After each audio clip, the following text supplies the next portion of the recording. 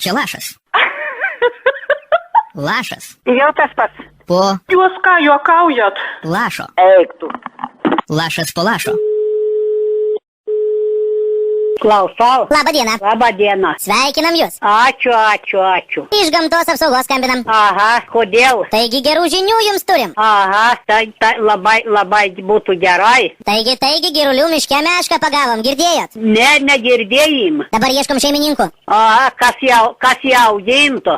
Aha, Ne, kas vieną pes aš negaliu auginti jos. ponia, bet ant apynasrio buvo užrašytas jūsų adresas ir telefonas. Oi, ne, tad čia apsireka kas nors.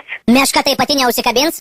Ne, kad aš nieko nežinau, nieko negirdėjau ir nieko nežinau. Nieko nežinau, reikės pasiimti jūsų meška, jūsų ir bėdos. O, ne, kur aš naudėsiu, aš neturiu nikur laikyti anos. Po mišką pasivaikščiosit, visgi sveika. Kad aš jau tokį seną bet. A ji nėra didelė, tik 3 metrų ūgio.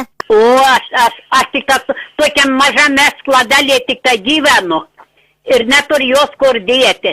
Atsisakau visai. O gal kokia draugė norėtų? Nu, gal kokį draugį, gal kartas Stanislava. Gal jie norės su ją pasiskambins. Tai mes Stanislavai pasiskambinsim, kol kas iki. Jo, gerai, iki.